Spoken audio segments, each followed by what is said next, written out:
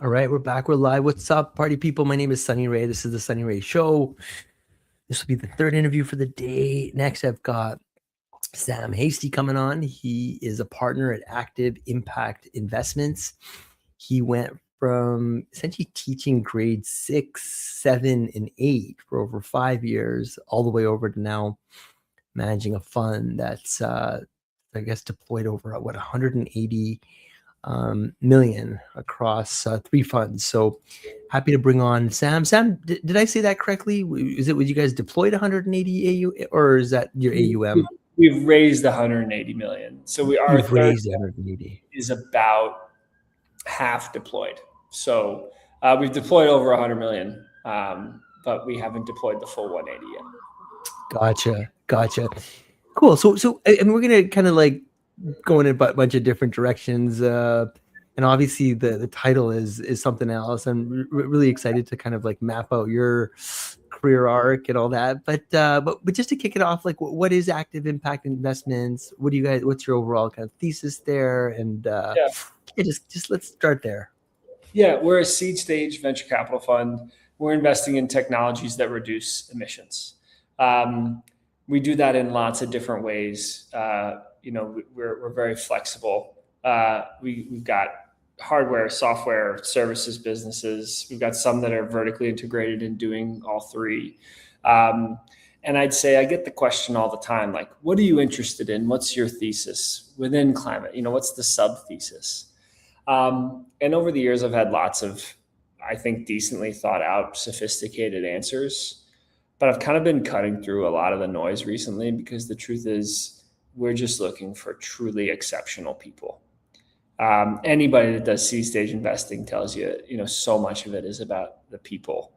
And while we can't invest in people that are going after small markets, oftentimes the highest performing, most ambitious people are not going after small markets, right? So it really comes down to like, how do you access and then win deals with the best founders out there that are doing things, we call it the future of production consumption, that are building the future of production and consumption across our planet. So that's the thesis, is just getting exceptional people that are building stuff faster than anybody else, and shaping the future of production and consumption. How do you find them? Well, that's a great question. And it depends. We have found our highest performing founders through a lot of different avenues. Sometimes it's through other funds that we've built really strong relationships with that want to syndicate with us. Several of our highest performing founders have actually come through programs that we are mentoring in, where they are mentoring alongside us. There are hundreds of accelerators that exist now out there. And interestingly, several of our highest performers to date have been other mentors in those accelerator programs where we are also mentoring, and they just kind of gravitated towards our general approach and practical nature, and we're willing to take our money first, even if their rounds were quite competitive. Interesting. So happy to kind of like double click on all of this, but like I was saying, I love just learning about people's backgrounds. So to tell me, I guess you grew up in Brooklyn, right? So what was young Sam into back then? Man, I loved sports. Like, sports was my everything. Go Knicks! I gotta say it. Like, what a series! What a win! That was, yeah. This is probably not the most common utterance, but like Mitchell Robinson, I think, is my favorite Knick of the last 10 years. He stepped up big at in crunch time on Saturday night to get a big board over Wemby with 20 seconds left. But all that's to say, I've been a New York sports fan my whole life. I ended up playing sports in college. And I had some really amazing experiences in university that actually taught me the limited nature of my body and the limitless nature of my potential to learn, right, and potential to grow. Actually, Tom Brady has this great great quote where he said, and I am not a Tom Brady fan, but he said, by definition, what you know is limited, and what you don't know is limitless. And so that sort of like curiosity and thirst to learn new things actually brought me into teaching and supporting, young people with their thirst for knowledge and a need to grow. Interesting. But Teach for America, I guess, put you in Memphis for 3 years. Like, That's what right. did those, classrooms teach you?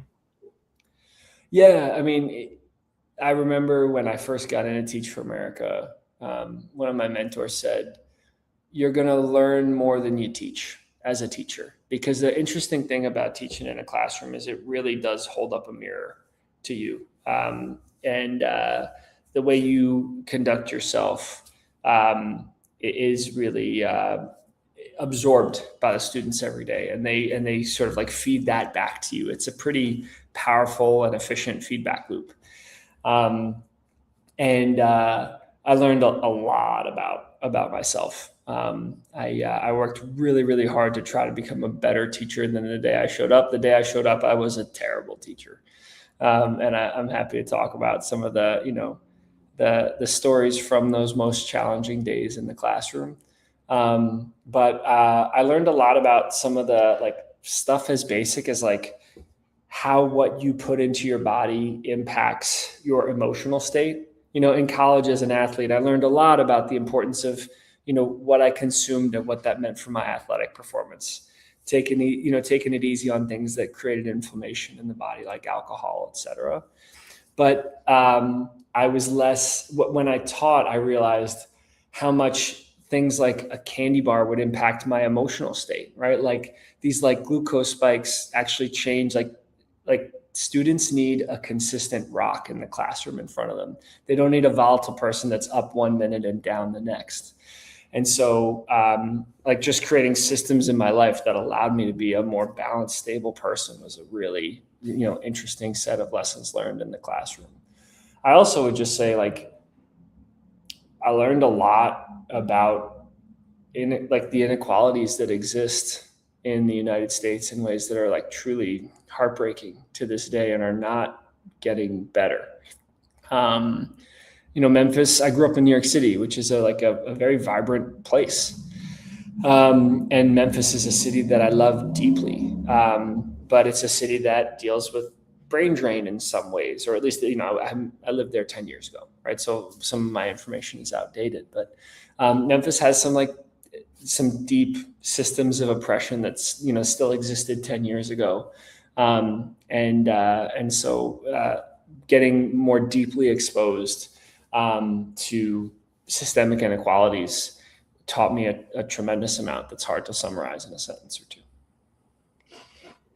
So interesting. So then you co-founded Light and put, real seed money in the hands of 17-year-olds. Like, where did that idea come from?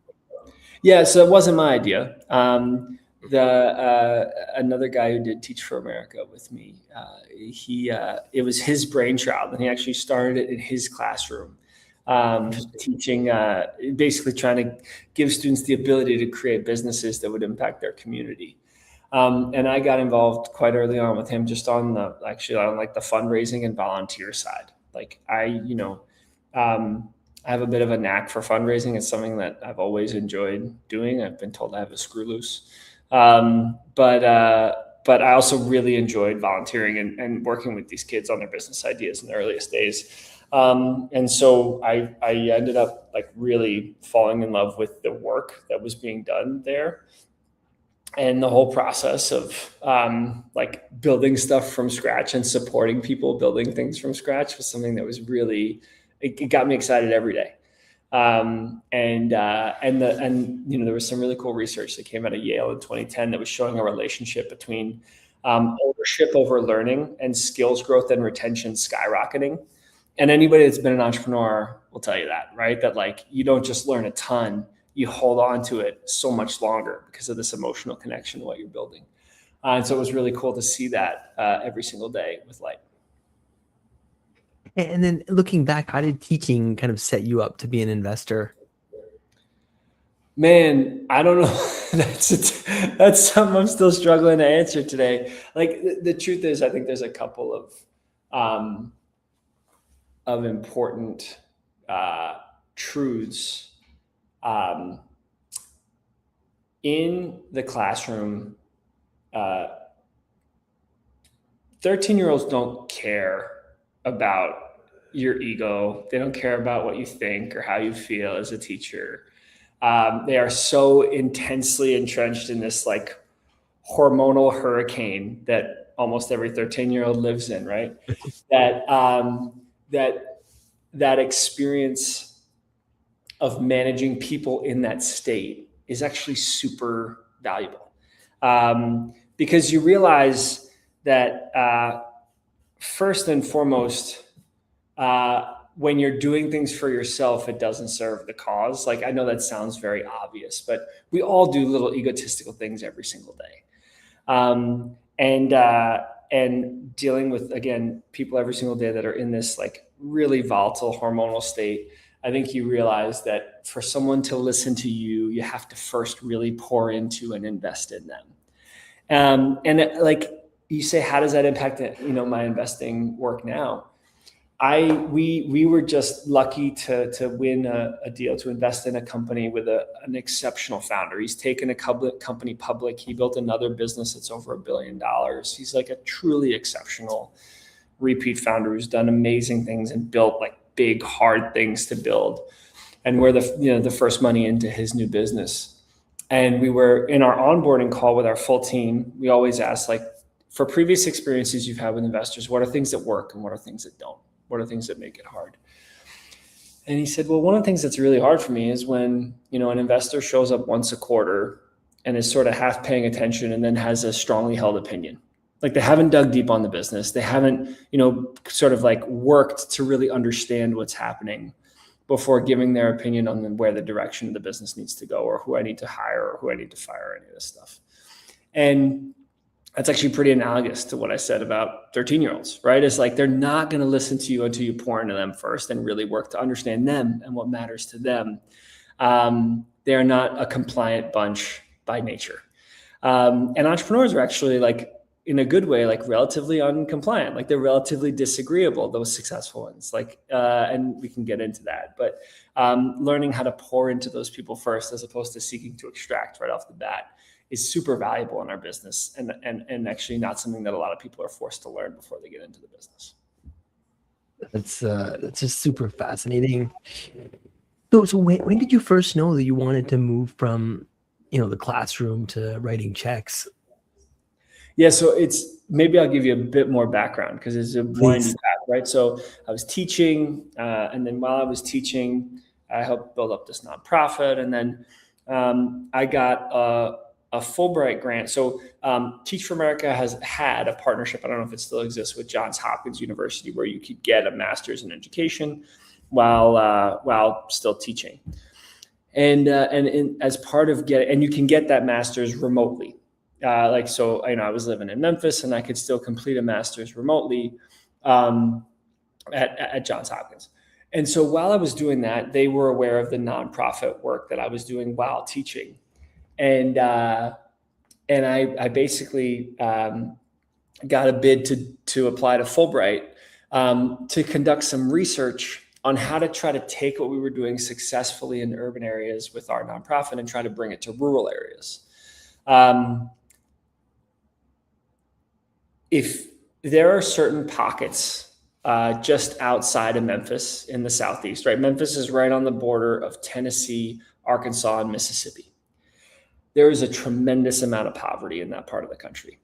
Memphis has its challenges as a city, but if you go an hour, south of Memphis, you're talking about a different level of like economic access. That's pretty challenging. And so I was really taken with this idea of like, how do we help some people that are getting hit even harder than the people in our dense urban areas, economically speaking.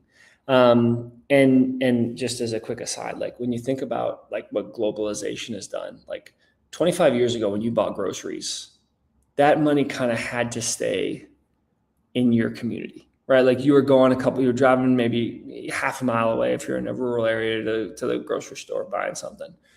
Now you can buy groceries on Amazon, right? Like money is leaving these areas faster than it ever has. And we're not necessarily creating the systems for money to come back into these areas that are outside of dense urban areas. And so I got this Fulbright to go to Poland. Poland is a really interesting place for a bunch of reasons. I can talk about why that place made sense for the research I was doing. But Poland was pouring a bunch of funding into startup creation because Poland was getting a little bit more nationalistic and isolationist. They were seeing a lot of high quality workers leaving the country, going to Germany and the UK. And they were having this push to like start the next Google in Poland, start the next Spotify in Poland so that they could retain some of the great talent that existed in Poland. So there was a ton of money flowing into these programs to help support local business and, domestic venture creation. And so as part of that process, being in Poland and my Fulbright, I got to go to startup competitions all around the continent. So I got to go to startup competitions in Helsinki and in London and in Madrid and Paris. And I was seeing a lot of cool stuff. And this is the mid 2010s where like they were a little bit ahead on the impact investing front. There was a little bit more sort of like impact investment focused for-profit business in Europe than in the US. And it just so happened that a bunch of the people that had supported my nonprofit philanthropically also cared about that type of investing. They were looking to make program-related investments out of their foundations into impact investments. And so I started sourcing deals for them, kind of without meaning to. Like I wasn't getting paid or anything. I was just like, hey, I saw this really cool. I was just trying to build the relationship, with some of these foundations that I already had a relationship with and saying, hey, I don't know anything about this microgrid company in Uganda, but like they just pitched and it looked pretty cool. Like, do you want to take a look at them? And so as some of these family offices and foundations started writing checks into the businesses I sourced for them, I started writing angel checks alongside them. I was starting to get really excited about stuff. An irresponsible amount of money for me at the time, right? I was writing like 10K checks when I was making, 50 grand a year. Like it was really dumb. Like it was not a smart use of capital. But it was really a lot of fun. Like I was really enjoying it. And I had a couple of really cool lessons learned early. I'm happy to get into some of those stories. But at the end of the day, at that point, I'd written my own checks. I knew where money was. And it turns out those two things are two of the more important things in venture capital, right? Like getting through a diligence process, sourcing a deal, investing in a deal with your own money. And then also like knowing how to raise money and where the money is that might want to invest in this stuff, the downstream capital that kind of built the foundation. And so I just kind of walked my way into venture from there. Oh, that's so interesting. And was there one founder or like one deal that kind of changed how you think about risk? Yeah, I think that's fair to say. Like I always talk about this investment. It was the second investment I ever made as an angel. So the company's called Vector, which is a rocket launch company. That the thesis was we got this like micro satellite revolution. In the 2010s, we were seeing lots of companies raise money to make satellites smaller, and technology was improving such that it was relatively easy to make satellites smaller. And like Starlink is now very much a thing. It wasn't back then. There were lots of companies that were trying to commercialize satellites in what's called LEO, low Earth orbit, which is tricky to do for a bunch of reasons. Geospatial is higher up and generally a little bit more reliable from a connectivity perspective, but it's like orders of magnitude more expensive to get these like monster satellites up into geospatial orbit.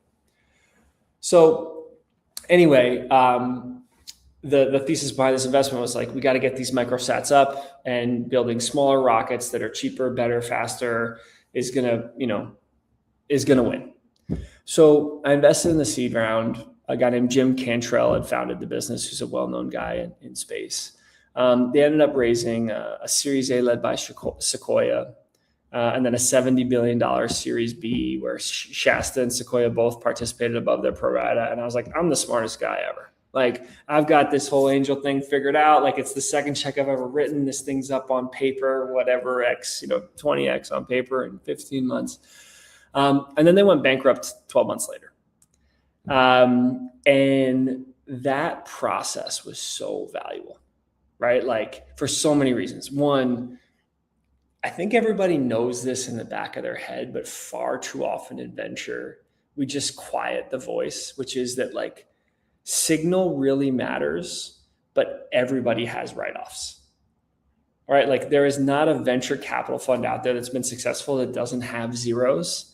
But there are so many investors, especially at seed and pre-seed, that are like, oh, Union Square Ventures invested, so like now it's de-risked because of the brand name, or Benchmark invested, so now it's de-risked because of the quality of the brand name. And that to some degree is true, but it's also just very important to remember that like syndicate alone does not create an enduring company, and quality of management is still the most important thing. So anyway, that was probably the most important lesson from those early check writing days. So what pulled you specifically towards climate and infrastructure? Yeah, I mean, it's a monstrous problem, right? Like I'll go on a bit of a side here. I'll be kind of vulnerable for a minute. Like in my days in the classroom and in the nonprofit world, I have seen the occasional example of a person trying to do a good thing in a bad way, trying to do the right thing in the wrong way. And I have even been an example of someone that was trying to do something good, but I was either doing it for the wrong reasons or doing it in the wrong way. A great example, just without getting too deep on this, is like, I'm a 6'6" white guy from Brooklyn. And I showed up to Memphis as a 23-year-old kid. And I thought I was going to impart my wisdom on this community of almost 100% Black and Latino people in North Memphis. I was like, I've got it. I've got the world figured out. Like I have done well, and I'm going to show you guys the right way to live. And that's just like so backwards and so wrong in so many ways. They call that the savior complex. Right. And like, I was very lucky to have coworkers and parents of students that I taught that just beat that right out of me. They were like, no. Like this is not how this works. You're not superior. You don't have any, like, you haven't learned stuff we haven't learned. Like your job is to see the good in our children, to see the good in our community, and to support those kids, and to break your back, to bust your butt, to make their lives as good as could possibly be. Like, that's your job. You don't need to like, come in here and pretend that you've got stuff figured out that we as parents and teachers and people that have poured in this community for decades haven't figured out already. And so all that's to say, like you asked me, hey, why climate? What I decided long ago is that who I do things with matters as much to me as what I do. There's lots of very valuable, worthy pursuits. I have a handful of things that really matter to me. Climate change is one of them. Racial equity is one of them. Economic equity and opportunity is one of them. And I just happened to meet people here in Vancouver that not only care deeply about one of the things I care about in climate change, but it's also just a group of exceptional people that I love working with every single day, that is driving towards a cleaner future. And so that was the biggest pull into climate change for me. And when did it click for you that impact and like returns don't have to trade off? Yeah, it's a really good question.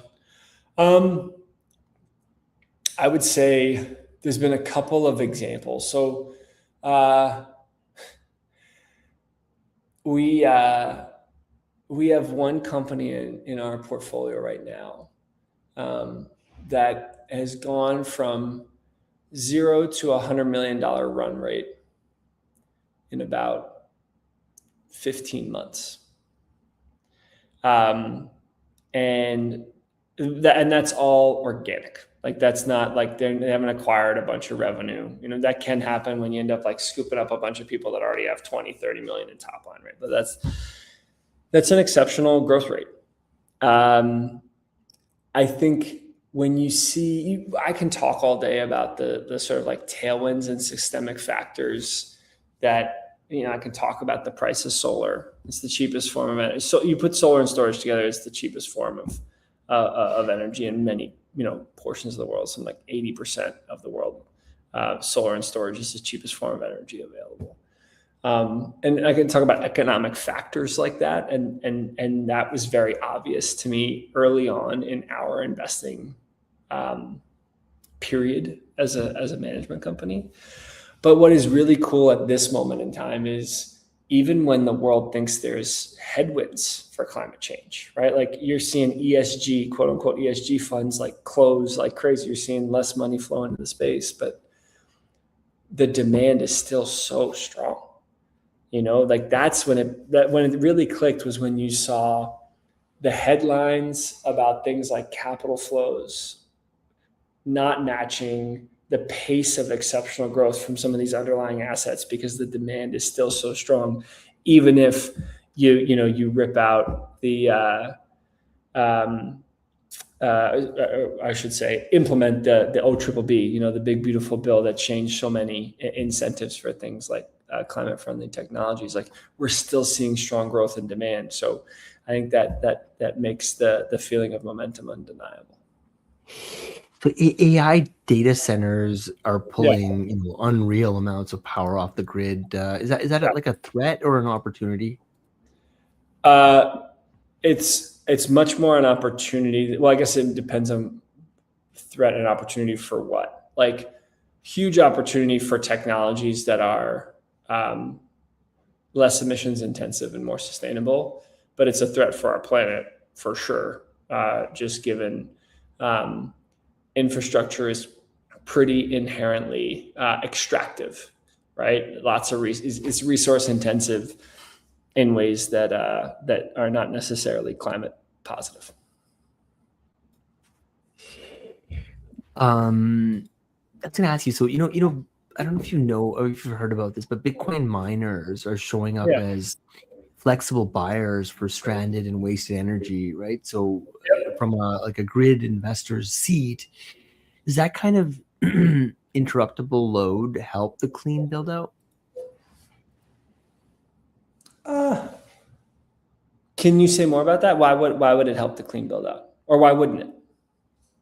Well, are you aware of what's happening? So, like, where Yeah. let's say they're taking oil out of the ground. I mean, Alberta is, I think, Upstream Data is one of the OGs in the space. There's a whole bunch. I interviewed someone recently, and by the way, I started India's first Bitcoin exchange Cool. 13 I love years that. ago, and it's still Yeah. around. Yeah. But no, so there's this idea that when you take oil out of the ground, there's this byproduct, which is this like gas that goes into the air, Yep. like flare, Methane. and it's not good for the air. Yeah. And So so instead of methane burning, is like 20 times. It has roughly 20 times the warming potential of CO2.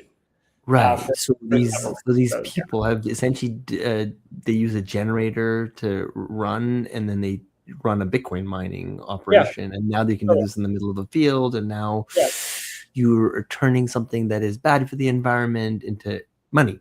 So yeah, so I'm just curious, like, is that and then also you're hearing in Texas how with the grid challenges that they have like essentially Bitcoin mining operations that will draw energy. But then let's say there's a time where, people need the electricity because of, whatever it might be. They'll essentially be able to like turn these Bitcoin machines off so that people can. So like it's like almost. I don't want to use it as like a battery because I'm an electrical engineer and I know what a battery is, and it's not what a Bitcoin miner is. But it is kind of having a similar type of effect, right? Like where a battery can store energy. But just curious if that's something that you guys have like come across while you're hunting Yeah, for we business. see tons of it. Really? But I think to your point, like there's this uh, moniker that's gotten lots of burn the last several quarters called Jevons paradox. Do you know Jevons paradox? Ooh, I want to say it. That just came across my radar like yesterday. Yeah. But remind Yeah. me what it is again. So basically, it's just the idea that like efficiency is inherently not impactful because the efficiency will always be used for more production. So like email was supposed to be this thing that liberated all of us from an amount of work because before everything was slow and we could only write 3 or 4 letters a day or six pieces of snail mail a day. Now we can write 20. So look at that. You only have to work a couple days a week because you can do the same amount of work now in much less time.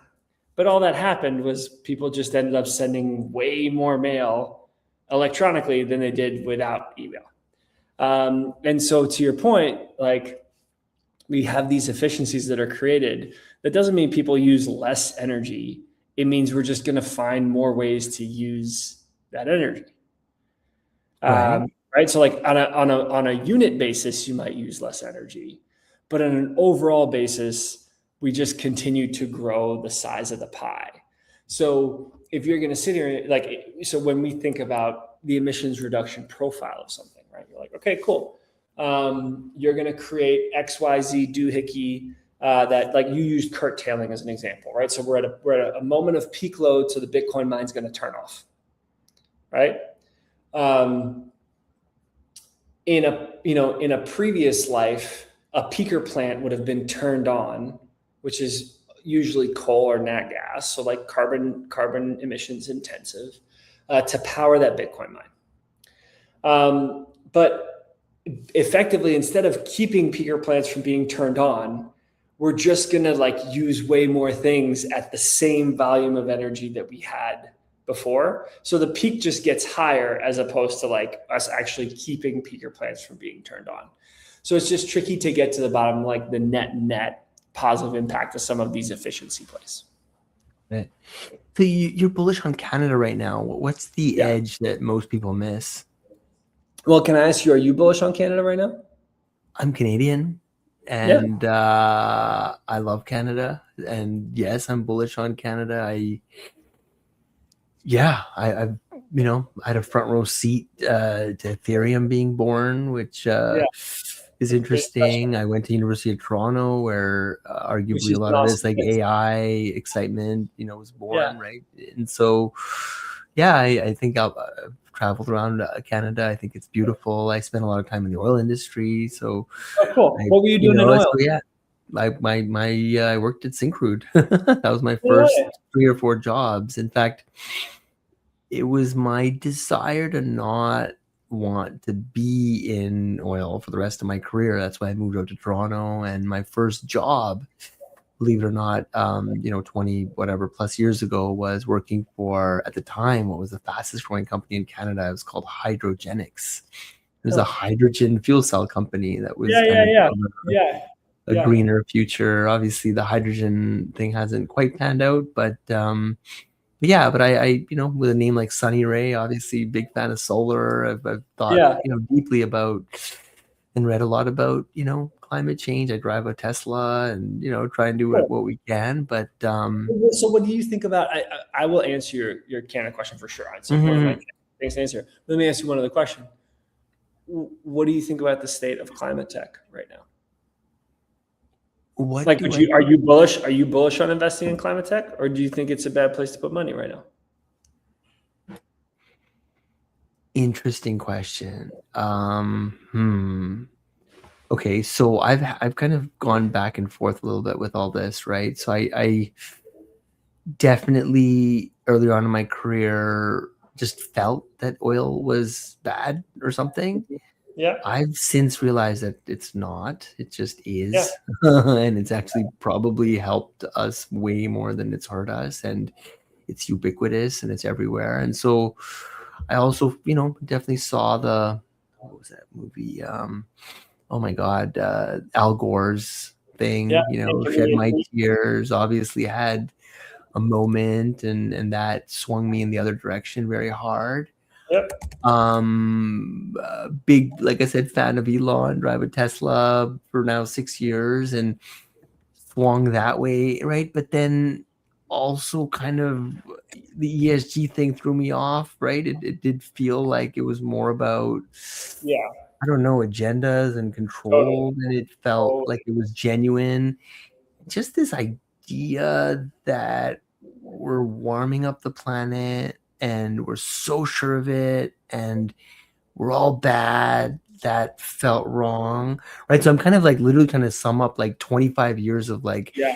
kind of almost being like, and I'm an electrical engineer, so I do like to think about things from first principles. And when even people like Elon, who are arguably like the poster child of, I guess like Teslas and all that, right? Clean energy and solar and all that, pauses and starts to go, hey, look, maybe we've gone a little bit too far with this ESG stuff. People like me obviously take that as like a signal that we've swung too far. So I don't know. I don't know if I'm answering your question, but I mean, I love the Tesla, but I don't love it because it's clean per se. I mean, that gives me a bit of comfort, but I love it because it's super fast and it's got doors that open up like a wing and it's Yeah. just freaking cool. So yeah, and I give a lot of credit to Elon for seeing something that would potentially make the world a better place, which I think still Yeah. most people believe is the case, but also making it cool and sexy and profitable. Yeah. So I don't know where I stand on any of this. I just suspend judgment now Yeah.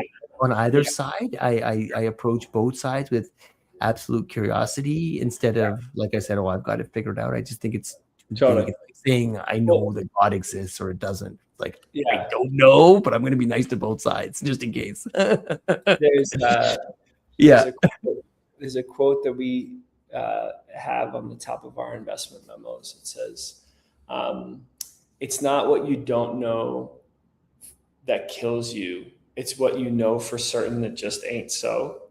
And it was Right. it's a Mark Twain quote, or it was attributed to Mark Twain. I don't know if he actually said it. But I think I'm so glad you bring up this point because I think Daniel Kahneman's done so much exceptional work on this, but like we are wired to go binary. We're wired to simplify. We're wired to take sort of like the easy mental path as people, which so often leads us to like good or bad, black or white, right? And this is it's a complex, multi-layered issue, and there's a lot of it that's no good, and there's some of it that's decent and positive on the sort of like climate change advocacy front. A warming planet has consequences, right? Like there are very clear trends about things like biodiversity decline. There are very clear trends about things like increases in forest fire and increases in intensity of hurricanes, right? Like, and as those things happen, more people get hurt, as far as I'm concerned. And so we want to try to do things to help support slowing down the intensification of these things. But this leads me to the question you asked about Canada. And these two questions are related. Like, Canada is in a very exceptional place to lead, particularly in the sectors in which we are investing, and that's for a few reasons. One, there is, by global standards today, relative consistency of government and policy. That doesn't mean that things won't change and governments won't turn over. It means that the ups and downs of those policy decisions are not usually as dramatic as what we're seeing in certain other places around the world. And certainty of policy really matters when you're building stuff that are assets that are 10 to 20 years in life, right? No financier is going to finance something where the basic economics might not work in a couple of years because government changes a tax scheme or a credit scheme. Additionally, like Canada is seeing some pretty interesting inflows on the talent side, right? Like it is an attractive place to live for a bunch of reasons. Cost of living is a major issue. We can talk about this, but they have very strong education systems that are affordable. You also have enough proximity to the US that like companies that are started in Canada can very easily sell into the US. You don't have dramatic cultural differences from a sales perspective. Like one of the challenges of investing in the European Union, broadly speaking, is if you invest in a company that operates in the EU, they're not selling to one block. They're selling to 29 different member states that all have different cultures and in some cases different languages and different ways of doing business, right? Like Canada and the US do business relatively similarly. CUSMA has continued to create a relatively like fertile cross-border relationship with one of the largest markets in the world. So it's, you've got high quality education, lots of talent flowing in, relative stability of government. And at least currently a structure where selling cross-border is like pretty no-brainer, pretty straightforward. And so I continue to be really bullish on what we're seeing in Canada in terms of the opportunities. And the opportunity set here is growing. Like the quality of companies here is increasing every day in the work that we do. It's really cool to see. I think that makes a lot of sense. So I guess help me land the plane 5 years out. Like, what does the grid look like if you're right? What does the grid look like, or Canada look like? Well, we haven't talked much about the grid. So like, I think if we think about 5 years out, like the grid doesn't change a lot in 5 years, man. Like the grid is the biggest, it's the biggest machine we've ever built. So like the grid's going to look a little different, but I don't like, even if SMRs work, even if fusion reactors work, the grid doesn't look dramatically different 5 years from now. I think you're going to see a lot more storage, but that curve is already happening, particularly in certain markets like Texas and PJM. You're just going to see a lot more batteries. I think you're going to see more old nuclear reactors that are running again, like Diablo Canyon and 3 Mile Island, and and that's good. You're going to see some more clean baseload power. I think you're going to see a little bit more geothermal, not 10x more geothermal, because geothermal is starting to prove itself from a unit economics perspective in ways that are quite interesting. But like that's on the production side. And then on the other side of it, like I hope we're at a point now, and I think we're finally starting, like Google just signed a big agreement on the VPP front. You're familiar with the concept of a VPP? We talked a little bit about peak shaving. Like a virtual power plant basically is when you aggregate dozens or hundreds or thousands of individual nodes and turn them all off together. So that basically like controls, instead of needing to put a new megawatt on the grid, you can just take a megawatt off of demand. So think like thousands of commercial thermostats all like turning off the AC at the same time, as one example. And so I think we're going to see VPPs continue to grow. Like you're already seeing structures that mandate data centers have flexibility if they want to connect to the grid. So I think you're going to see a little bit more load flexibility, like a little bit more like, hey, we're just going to pay you to turn your lights off, turn your HVAC off on the commercial side over the next 5 years. And we're going to see a little bit more geothermal, some old nuclear back online, and a lot more batteries. Yeah, I don't know. I think it was Thomas Friedman that I read. He said once that, when you take like energy from like down under, you essentially like bring like hell on earth or something. But when you reach to the skies above, like wind and solar, you bring heaven on earth. I don't know. Who knows how much truth there is to that, but that's something that I couldn't get out of my head. And yeah, I mean, I think just the independence that you get, obviously from like running your own solar, and that's the thing, sovereignty, the efficiencies that you talked about, the pricing, how it's coming down. Those are the things that really get me excited, because those are the things that actually change human behavior, right? I feel like preaching to people or telling people what to do and coming down with like rules and regulations, they help and they can act as an accelerant, but like, nothing can beat like market forces that solar obviously has going for it. And I think all of these technologies, I think it's pretty obvious that that's where we're going.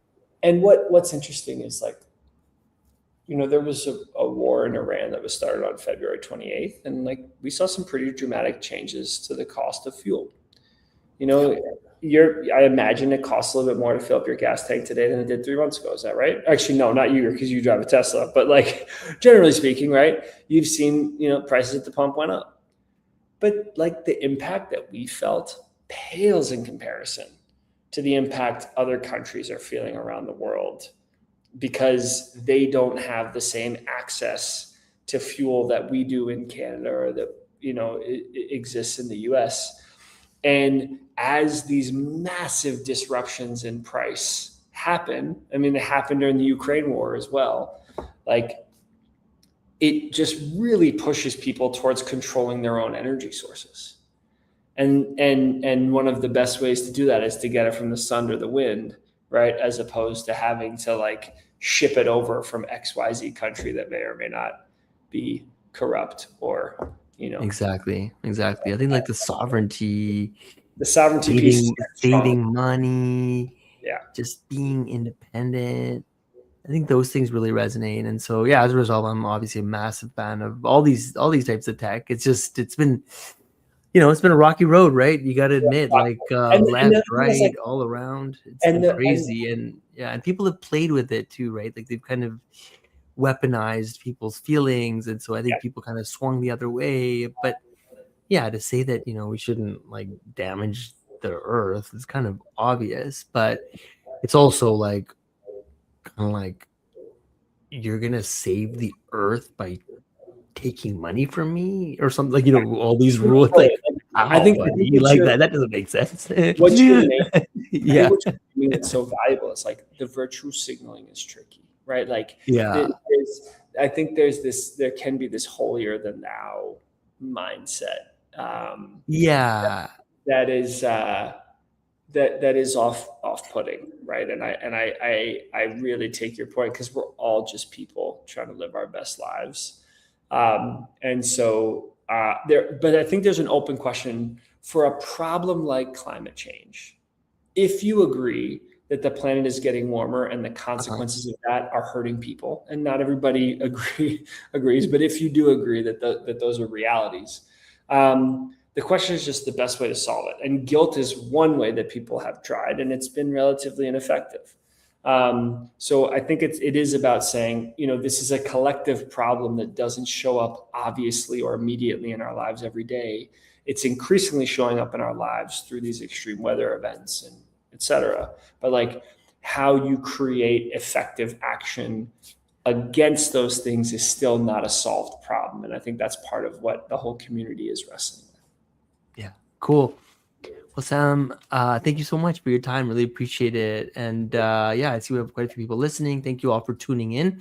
I'm going to bring this stream to an end. Sam, hang back for like 1 minute. Until next time, everyone.